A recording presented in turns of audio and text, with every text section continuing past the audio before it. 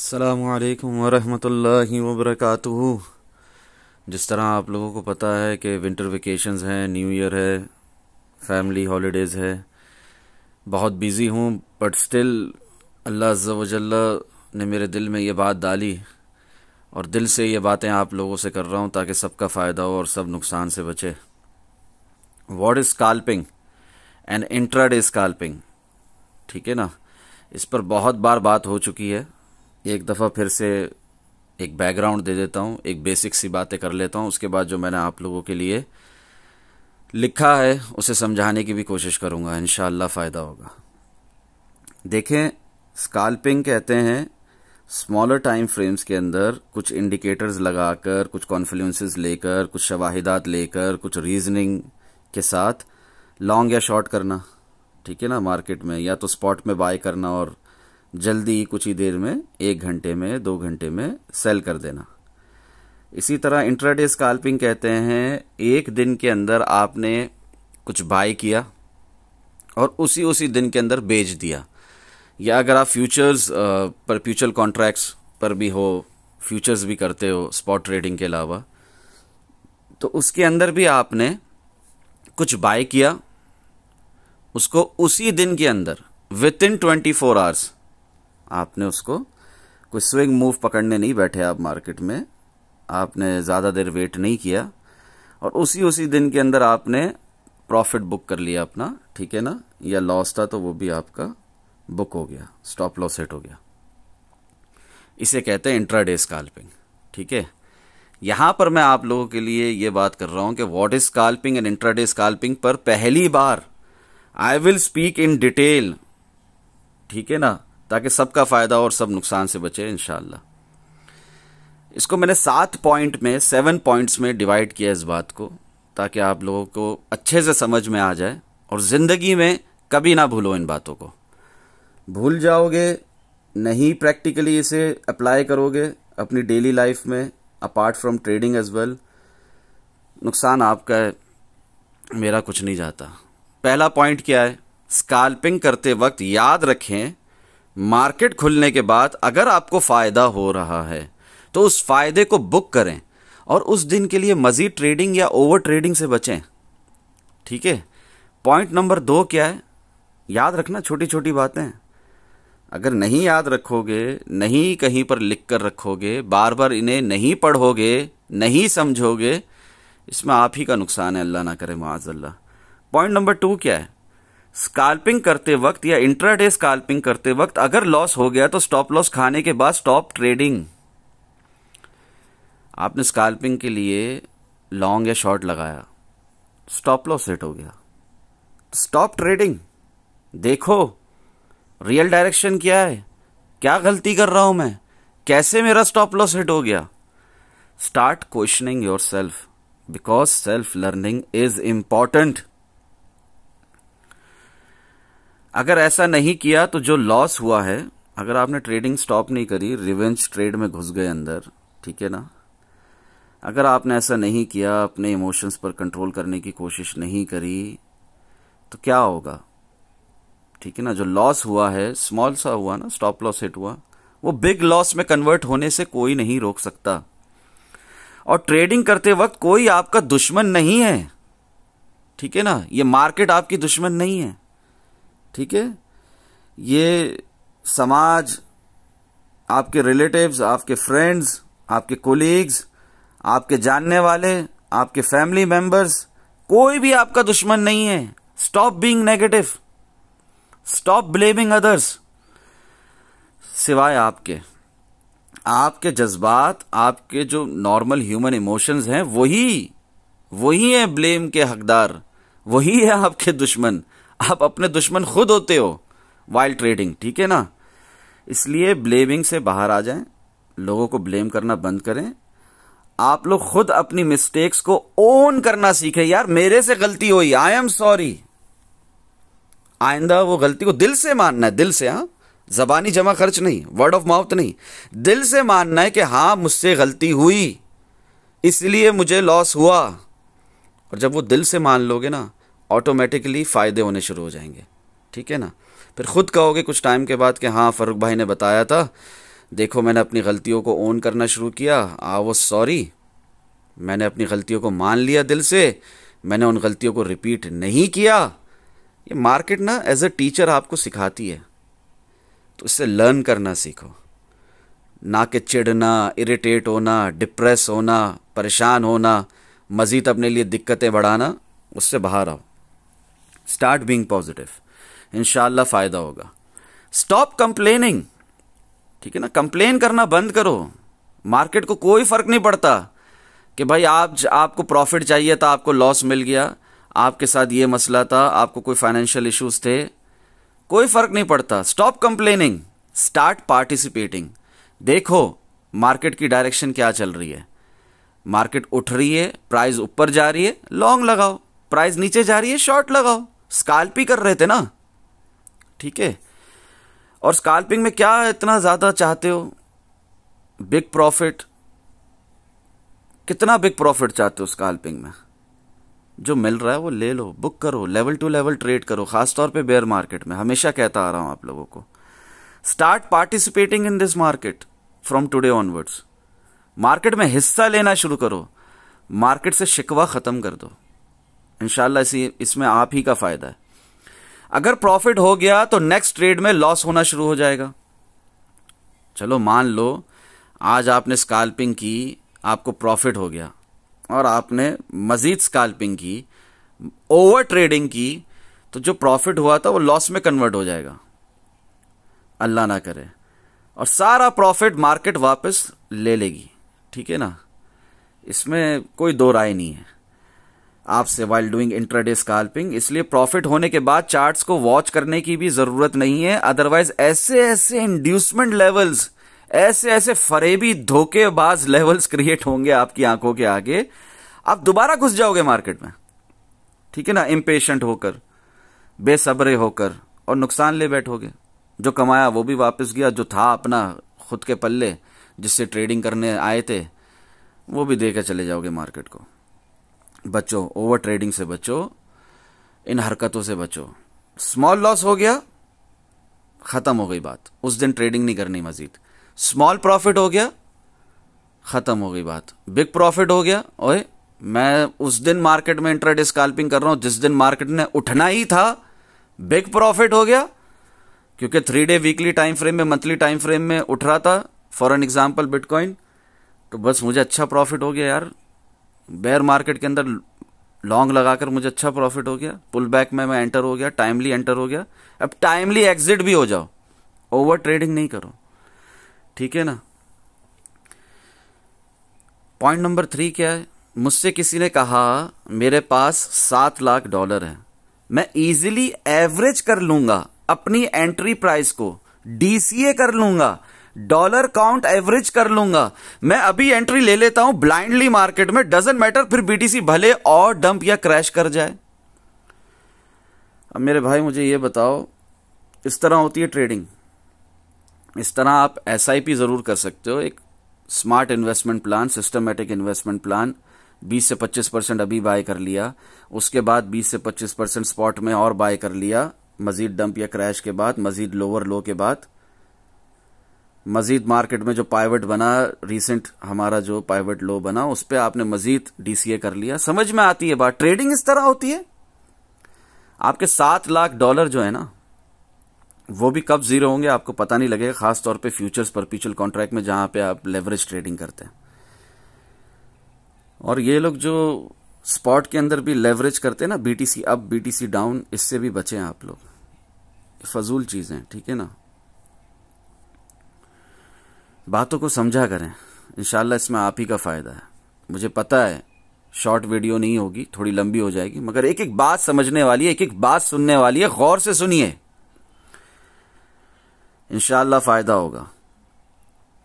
अल्लाह ना करे, ठीक है ना, आपको इस जो आप कर रहे हो ना ट्रेडिंग के नाम पे, लॉन्ग टर्म इन्वेस्टमेंट की जगह ट्रेडिंग कर रहे हो इस तरह की कि $7 लाख है, $1 मिलियन है, मेरे पास तो बहुत पैसा है, $7,000 है, $70,000 है, $1 लाख है।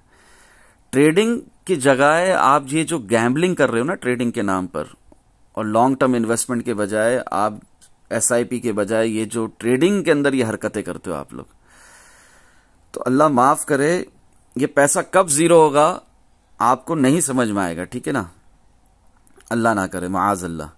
और स्पॉट में आपको अगले 3 साल भी बिठा देगी ये मार्केट, बैठना पड़ेगा, ठीक है ना, और उतना भी बैठना पड़े कम है for giving you profit from your investment. या तब तक आप इस मार्केट में रहोगे? कितने लोग इतना बर्दाश्त कर सकते हैं कि 3 साल तक बैठे रहे मार्केट में कि मेरा प्रॉफिट होगा होगा होगा? जब ट्रेडिंग के लिए आए हो, लॉन्ग टर्म इन्वेस्टमेंट का पर्सपेक्टिव ही नहीं है, वो गोल ही नहीं है, वो विजन ही नहीं है, वो सोचा ही नहीं है, तो बर्दाश्त कर लोगे? इतना बर्दाश्त कर सकते तो ठीक है, करो ये हरकतें। इसी ज़िमन में आगे एक भाई को मैं समझा रहा हूं, इस पर क्लिक करते हैं, कोई एरर है, हाँ दोबारा उधर ही जाते हैं, इसको क्लिक करते हैं जी। ये मैं एक भाई को लिख रहा हूं आज, अपनी गलतियों को नहीं एक्सेप्ट करते, ग्रीड एंड फियर से बाहर नहीं आ जाते, अपनी ट्रेडिंग साइकोलॉजी मजबूत नहीं कर लेते, ये मार्केट आपको ये बोलने का मौका ही नहीं देती कि मैंने इस मार्केट से बहुत अच्छा कमाया अल्हम्दुलिल्लाह, या मैं एक प्रोफेशनल अच्छा ट्रेडर बन गया हूं। ये मार्केट लॉसेस ही देती रहेगी आपको जब तक आप रज़ाए इलाही, गॉड ऑलमाइटी एक्सेप्टेंस के रियल मीनिंग नहीं समझ लेते या नहीं समझ जाते। जब तक आप हाई लेवरेज और पोजीशन साइजिंग में फर्क नहीं समझ जाते, जब तक आप अपनी गलतियों से सीख नहीं जाते, जब तक आप बुलिश एंड बेरिश से ज्यादा न्यूट्रल नहीं हो जाते, ठीक है, न्यूट्रल होना जरूरी होता है। आज मार्केट 60,000 पर नहीं है, 16,000 पे, समझ रहे हैं? न्यूट्रल होना पड़ेगा आपको। जब तक आप इस बात को नहीं समझ जाते कि लोन के लेकर किसी से आप इस मार्केट से नहीं कमा सकते, या हाई लेवरेज लेकर, या आप ये नहीं समझ लेते कि greed is the root of all evil, जो ग्रीड है, लालच है, हर बुराई की जड़ है, या आप जब तक अपने इमोशंस पर कंट्रोल करना नहीं सीख जाते, फॉर एन एग्जांपल थोड़ी सी खुशी में आकर ज्यादा ओवर एक्साइटेड होना, $1,000 से ट्रेड ली थी, $10,000 मिल गए, ओवर एक्साइटेड हो गया बंदा, ओवर कॉन्फिडेंट, और थोड़े से लॉस में आकर डिप्रेशन में चले जाना। $1,000 से $12,000 कमा चुका है, मगर $1,000 में क्या हुआ, $500 का लॉस हो गया, ठीक है ना, क्योंकि रिस्क मैनेजमेंट नहीं आती, पोजीशन साइजिंग नहीं आती, कब एंट्री लेनी, कब एग्जिट लेना है, कहां स्टॉप लॉस लगाना है, नहीं मालूम, तो डिप्रेशन में चले गए हुजूर। जब तक आप नेगेटिव से पॉजिटिव नहीं हो जाते, जब तक आप ये नहीं समझ लेते कि इस मार्केट से आप पैसा 500 इंडिकेटर को लगाने से या उनको समझने से नहीं, बल्कि अपने इमोशंस पर कंट्रोल हासिल करने से कमा सकते हैं, अपने इमोशंस पर कंट्रोल करके ही कमा सकते हैं। रियल डायरेक्शन बदलते वक्त नहीं लगता, आपकी दिशा, आपका रुख सही होना चाहिए। जब तक अच्छे इंसान नहीं बनोगे, ये मार्केट अच्छा प्रॉफिटेबल ट्रेडर नहीं बनने देगी। अभी आप बोलोगे अच्छा इंसान बनने का क्या ताल्लुक है प्रॉफिटेबल ट्रेडर होने से, ट्रेडिंग से? तो मेरे भाई, जो आदतें, जो गलत हरकतें आपकी रियल लाइफ में होती है, वही तो आप इस मार्केट में एंटर होने के बाद करते हो। अगर आप एक अच्छे इंसान नहीं बनोगे, अच्छे ट्रेडर नहीं बन सकते। जैसे रियल लाइफ में आपको प्रॉब्लम्स होगी आपकी गलत हरकतों की वजह से, इसी तरह इधर भी प्रॉब्लम होगी। आप अपने इमोशंस पर कंट्रोल नहीं कर पाओगे, आप फोमो में आओगे, फियर ऑफ मिसिंग आउट में होगे, चाहे शॉर्ट की पोजीशन हो चाहे लॉन्ग की पोजीशन हो। आप अच्छे फैसले नहीं ले सकोगे, आप लालच करोगे, आप टाइमली प्रॉफिट बुक नहीं कर सकोगे, आप स्कैल्पिंग और इंट्राडे स्कैल्पिंग को समझे ही नहीं हो। आगे सुनते जाओ, समझ में आएंगी मेरी बातें, इंशाअल्लाह फायदा होगा। अब ये भाई भी देखो किस तरह की बातें लिख रहे हैं। थैंक यू फारूक भाई for a valuable message, as we need to remember this basics all the time when we trade and even outside the trade in life, that we have to have a positive mindset and our direction should be right, only then we will succeed. समझ में आ रहा है ना इनके? आपके भी समझ में आएगा।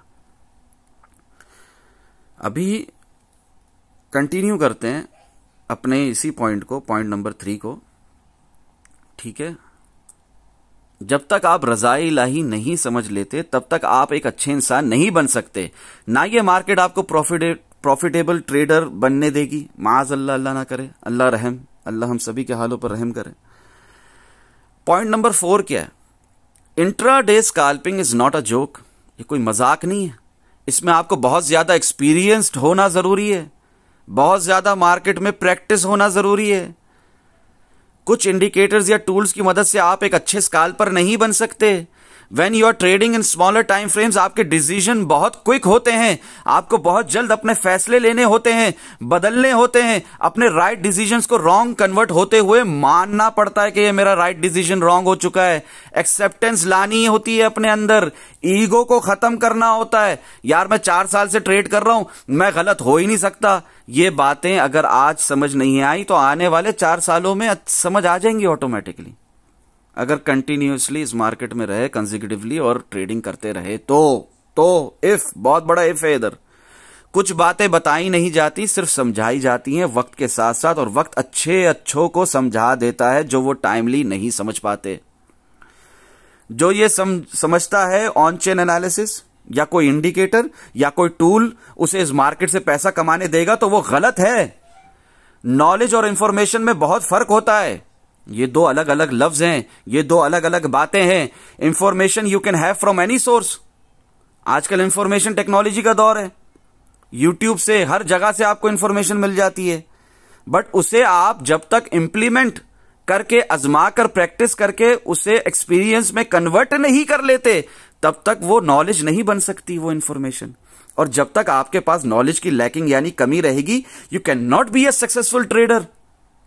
इसलिए कहता हूं, रज़ा इलाही it is not a joke. अल्लाह की रजा, गॉड ऑलमाइटी की एक्सेप्टेंस मजाक नहीं है। जब तक एक अच्छे इंसान नहीं बनोगे, अपनी गलतियां एक्सेप्ट नहीं करोगे, तब तक आप इस मार्केट से कुछ नहीं कमा सकते। मैंने बहुत लोगों को देखा है इस मार्केट से लाखों कमाकर इस मार्केट को वापस देते हुए और डिप्रेशन में जाते हुए, यहां तक कि बहुत एक्सट्रीम फैसले लेते हुए सुसाइड तक कर लेते हैं लोग। मेरा दिल दुखता है, मुझे अफसोस होता है, क्योंकि ट्रेडिंग करना आसान है अल्हम्दुलिल्लाह। इन बातों को समझो, बहुत दिल से समझा रहा हूं, जहन नशीन करो, हो सके तो कहीं पर लिख लो ताकि कभी ना भूलो। Please try to understand, scalping comes after you gain 5 to 6, 5 से 6 कम से कम विन ट्रेड्स तो लो यार मार्केट में, स्विंग वाली big profitable trades with minimal loss.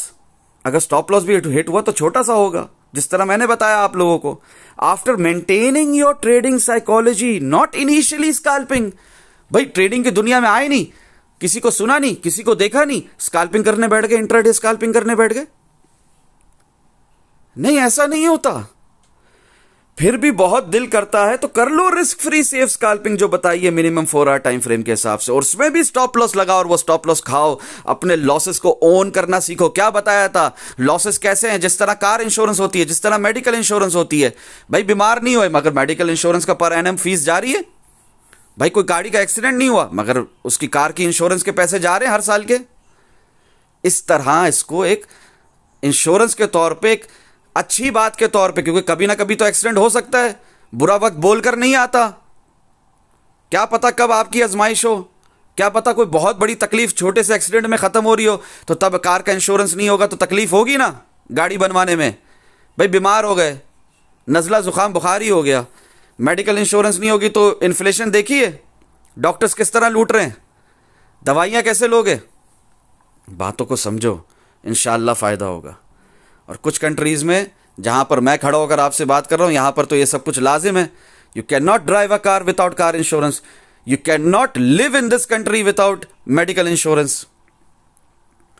तो मेरी बातों को समझो, बहुत दिल कर रहा है रिस्क फ्री सेफ स्कैल्पिंग करो 4 आवर टाइम फ्रेम के हिसाब से, ठीक है ना। नहीं पता क्या होती है रिस्क फ्री सेफ स्कैल्पिंग, ठीक है ना, टाइप करो यूट्यूब चैनल पे जाकर, टाइप करो Farrukh crypto trading risk free safe scalping, इंशाल्लाह सामने पूरी प्लेलिस्ट खुल जाएगी। आसान है, ट्रेडिंग करना आसान है अल्हम्दुलिल्लाह। बट किसके लिए आसान है, उसके लिए मैं पहले भी बहुत दफ़ा बता चुका हूँ कि फ़ायदा किसको होता है और नुकसान किसको होता है। अभी रिसेंटली भी मैंने ये पूरा मैसेज पढ़कर बताया आप लोगों को एक वीडियो में, वो देख लो, ठीक है ना, जूम सेशन में, वेबिनार के अंदर, ठीक है ना। शॉर्ट वीडियो नहीं थी, जूम सेशन था, वेबिनार था, उसके अंदर देख लो, रिसेंटली बताया मैंने, ठीक है ना, किसको फ़ायदा होता है और किसको नहीं होता। ओके, जिसकी नीयत साफ होती है उसी की मंजिल आसान होती है। जिसकी नीयत में, इंटेंशंस में ही खोट हो ना, उसको नुकसान ही होना है at the end. Short term में नहीं हो रहा तो उसमें हो जाएगा नुकसान उसको लॉन्ग टर्म में, पर नुकसान ही होना है एट दी एंड। ठीक है, अब पॉइंट नंबर 5 क्या है? अभी चार्ट्स खोल कर देखो, अभी मेरे ये वीडियो देख रहे हो ना, इसी में इसको पॉज दबाओ वीडियो को, चार्ट खोल कर देखो, कोई भी बिटकॉइन का, फॉरेक्स का, स्टॉक का, किस में भी ट्रेडिंग करते हो, खोल कर देखो चार्ट को। जब चार्ट खोल कर देखोगे ना, चार्ट बातें करते हैं, चार्ट्स बातें करते हैं। वो चीख चीख कर कह रहे हैं अल्हम्दुलिल्लाह। क्या कह रहे हैं चार्ट्स? सुधर जाओ, सुधर जाओ, अपनी गलतियां रिपीट ना करो। फोमो में आकर जब तक नहीं सुधरोगे, शॉर्ट की जगह लॉन्ग और लॉन्ग की जगह शॉर्ट लगाना जब तक बंद नहीं करोगे, पैसे नहीं मिलेंगे इस मार्केट से। आपको उल्टा लॉस ही होता रहेगा, अल्लाह ना करे, माअज़ल्लाह। ट्रेडिंग और इन्वेस्टमेंट में पॉइंट नंबर 6 है अभी ये, ट्रेडिंग और इन्वेस्टमेंट में जो फर्क है, उस फर्क को समझो प्लीज। खुदारा, मुझसे बहुत लोग ये फालतू बातें करते हैं और करते थे भी, आज तक करते हैं और करते थे भी। क्या क्या बातें करते हैं फालतू, इतना समझाने के बावजूद कि भाई 3x लेवरेज के साथ लॉन्ग लगा लूं, अभी BTC और आल्ट कॉइन्स में लिक्विडेशन मेंटेन कर लूंगा, मेरे पास अभी कुछ $1000 हैं। सैड, अफसोस, बहुत अफसोस, बहुत दुख की बात है। पॉइंट नंबर 7 क्या है? फर्रुख के बोलने पर, यानी मेरे बोलने पर, या फलां के बोलने पर, या फलां किसी यूट्यूबर के बोलने पर, या फलां किसी उस्ताद के बोलने पर, ठीक है ना, आप कुछ गलत नहीं करते। ठीक है ना, ये बात समझ में आ रही है? आपने गलत ट्रेड नहीं लगाई किसी के बोलने पर, आपने खुद गलत ट्रेड लगाई, आपने खुद अपने दिमाग का इस्तेमाल नहीं किया, आपने खुद ट्रेडिंग के अंदर जो सेल्फ लर्निंग इज इंपॉर्टेंट, इस बात को नहीं समझा, आपने खुद पोजीशन साइजिंग नहीं की, आप लालच में आए, आपने लर्निंग नहीं की। यूट्यूब से फ्री प्रीमियम कंटेंट है ना, आपने नहीं देखा। यूट्यूब पे हजारों जूम सेशंस हुए, सिर्फ कुछ अपलोड है यहां पर, सिर्फ कुछ जूम सेशंस अपलोड है यहां पर, ये आप लोगों ने नहीं देखना पसंद किए। अल्लाह रहम हम सभी के हालों पे। आपने नोट्स नहीं बनाए, आपने पेपर ट्रेडिंग नहीं की, आपने मेंटल ट्रेडिंग करके अपनी ट्रेडिंग साइकोलॉजी मजबूत नहीं की, without $1,000, without real dollar, without money. आपने वेट नहीं किया, आप इम्पेशेंट थे, आप बेसब्रे थे, आप लर्निंग पर फोकस नहीं कर रहे थे, आप बिजी हो, आपके पास टाइम नहीं है। 101 जूम सेशन का ऑप्शन है सबके लिए अवेलेबल। इस लिंक पर डिस्कॉर्ड पे क्लिक करोगे, पिन मैसेजेस सेक्शन में लिखा हुआ है ये सब कुछ मैंने, आपको वो 101 जूम सेशन का ऑप्शन मिल जाएगा। वो करो मेरे साथ। लोग करते हैं मेरे साथ, देते हैं मेरे को पैसे, उनके पास टाइम नहीं है कि वो देख सकें यूट्यूब पे जो अपलोडेड है।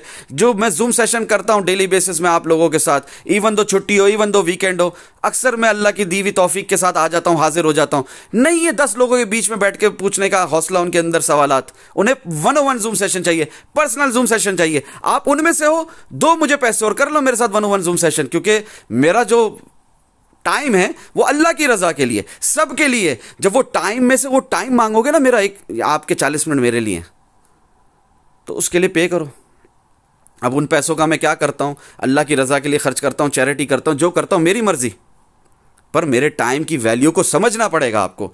इस पर भी मैं एक शॉर्ट वीडियो बनाऊंगा, 101 जूम सेशन का ऑप्शन क्या है और किस किस के लिए है और सबके लिए नहीं है ये ऑप्शन। अच्छा, फिर फ़ायदा किसको होता है वो बात मैंने आप लोगों को बता दी थी। यूट्यूब पर वेबिनार देखें, ये जूम सेशंस जो अपलोडेड है ना यूट्यूब पर, इतनी ज़्यादा प्लेलिस्ट है ना, ये सब देखें आप लोग, तभी बातें समझ में आएंगी। ठीक है, इसके अलावा बिगर टाइम फ्रेम्स में जो है वही हकीकत है, बाकी सब धोखा है, फरेब है। बिगर टाइम फ्रेम्स में जो भी है, मार्केट गिर रही है तो गिर रही है, मार्केट चढ़ रही है तो चढ़ रही है, प्राइस ऊपर जा रहा है तो ऊपर ही जाएगा, प्राइस नीचे जा रहा है तो नीचे ही जाएगा, वही हकीकत है, वही सब कुछ है। बाकी स्मॉलर टाइम फ्रेम्स में सब धोखा है, सब इंड्यूसमेंट लेवल्स है। ये देखें, ये एक भाई ने लिखा है यहां पर, मैं कौन हूं, मेरी हकीकत क्या है, मेरे वजूद की हकीकत क्या है, मैं हूं कौन। मेरे मुंह से निकले हुए अल्फाजों को ऐसे लिख रहे हैं, ये कुछ महीने पहले बोली थी ये बातें मैंने, जैसे आज आप लोगों के लिए ये वीडियो रिकॉर्ड हो रही है, इसी तरह उस वक्त मैंने ये बातें लिखी थी। क्या लिख रहे हैं भाई, एकदम एक एक लफ्ज ऐसे खुद पढ़े खुद समझे, इनकी तरह सीखना शुरू करें। ये क्या बता रहे, इस स्टॉक की कॉइन की बात कर रहे हैं, रेन यूएसडीटी परपेचुअल कॉन्ट्रैक्ट की, क्या बता रही है? इसके गिरने की वजह बिग टाइम फ्रेम में बेयरिश कंटिन्यूएशन सिमेट्रिकल ट्राइंगल है। हम और आप समझ रहे हैं ये बहुत गिर गया है, इसको उठना चाहिए, लेकिन फारूक भाई कहते हैं जब आपको लगने लगे कि ये स्टॉक बहुत गिर गया है तो वो आपको मजीद गिर के दिखाएगा। इतना आप देखते रह जाओगे, क्योंकि आखिर हम क्यों नहीं समझते इस बात को, बिकॉज हम छोटा टाइम फ्रेम में ट्रेडिंग करते हैं। जब हम बिग टाइम फ्रेम में जाएंगे यानी 3 डे वीकली, तो पिक्चर क्लियर हो जाएगी। इसलिए फारूक भाई हमेशा बिग टाइम फ्रेम की बात करते हैं, यानी 1 day, 3 day, 7 day, minimum 4 hour. जब आप बड़े टाइम फ्रेम में देखेंगे तो आपको 4 आवर बहुत छोटा लगने लगेगा। अब इस पैटर्न को देखें, ये 3 डे में है और इसका ब्रेकआउट हुआ नीचे की जानिब, तो ये अपना टीपी जो बनता है हिट करेगा, जो अभी तक नहीं हुआ उसके लिए इसको टाइम लगेगा, क्योंकि ये 3 डे यानी 3 दिन के अंदर 4 आवर की 18 कैंडल्स बन जाती हैं। क्या है फिर 4 आवर टाइम फ्रेम? खुदारा बातों को समझो, मेरी कैफियत बदल रही है यहां पर, मजीद बात नहीं कर सकूंगा। दुआओं में याद रखो, लोग नुकसान करते मेरा दिल दुखता है, मुझे अफसोस होता, क्योंकि ट्रेडिंग करना आसान है अल्हम्दुलिल्लाह। दुआओं में याद रखो, प्रोबिंग एंड पैरामीडिंग टेक्निक सीखनी है, प्रोसेस को समझना है। नहीं कुछ पता लग रहा, अर्निंग भी चाहिए मंथली, आप लोगों को गोल्डन अपॉर्चुनिटी भी दी हुई है, ठीक है ना?